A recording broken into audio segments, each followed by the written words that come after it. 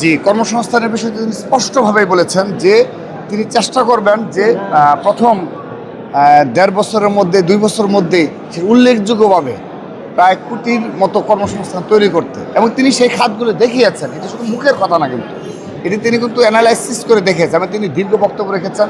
এবং আগের যে বেশ কয়েকটা প্রোগ্রামে তিনি অংশগ্রহণ করেছেন, সেখানেও তিনি স্পষ্টভাবে বলেছেন। আপনার কাছে মনে হতে পারে যে এটা কীভাবে সম্ভব যে এত কম সময়ে এত বেশি কর্মসংস্থান তৈরি করা, কিন্তু আপনি যদি লক্ষ্য করে দেখেন যে সবগুলো সেক্টর ইনক্লুডিং, আমি একটা কথা বলি, যেমন পর্যটন খাত, এটা আমরা কল্পনা করি না, এখানেও আপনি কয়েক লক্ষ বেকারদের কর্মসংস্থান সম্ভব, কয়েক লক্ষ। কিন্তু এই খাতটা আমাদের অবহেলিত খাত। আপনি দেখেন তিনি আজকে একটি গুরুত্বপূর্ণ পয়েন্ট বলেছেন, আপনি ঢাকাকে যদি এই দূষণমুক্ত করতে চান, এই দূষণমুক্ত করতে গেলে আপনার কি প্রয়োজন, আপনি সেখানে দেখেন অনেক অনেক থিওরি দেয়, কিন্তু বাস্তবতা কি হয় না। ঢাকা বিশ্বের মানে বায়ু দূষণে নাম্বার 1, এটা হলো মাঝে মধ্যে র্যাঙ্কিং হয়, মানে আপ ডাউন করে 1, 2, 3, 5, কিন্তু অধিকাংশ সময় কিন্তু প্রথম স্থান দখল করে।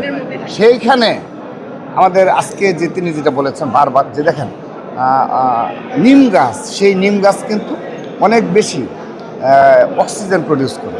সেজন্য তিনি বলেছেন যে ঢাকাকে মূল এই নিম গাছকে কেন্দ্র করে, এবং যেখানে যে ধরনের প্রয়োজন বৃক্ষ, সেই বৃক্ষগুলোর মাধ্যমে তাকে ঢাকাকে রক্ষা করতে হবে। শুধু তাই নয়, আপনি দেখেন যে কক্সবাজার টেকনাফে এক ধরনের বৃক্ষের প্রয়োজন রয়েছে, যেখানে মাটির উর্বরতা, আবার সেটা কিন্তু উত্তরাঞ্চলে কিন্তু সেই ধরনের, সিলেটে যেটা হবে উত্তরাঞ্চলে সেটা হবে না।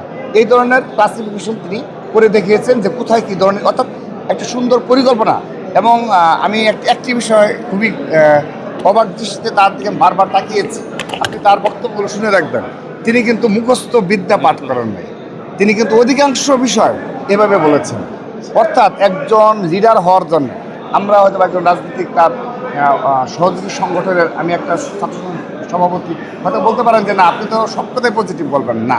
আপনি এই বিষয়টা লক্ষণীয় বিষয় যে তিনি অধিকাংশ বক্তব্য রেখেছেন আপনি কোনো নোট না করে, অর্থাৎ তার মনে তিনি যেভাবে সাজিয়েছেন পরিকল্পনাগুলো, সেগুলো তিনি বলেছেন। এটা খুবই উল্লেখযোগ্য বিষয়, এবং আমি বিশ্বাস করি অবশ্যই একটি পরিবর্তন ইনশাআল্লাহ আমরা দেখতে পাবো।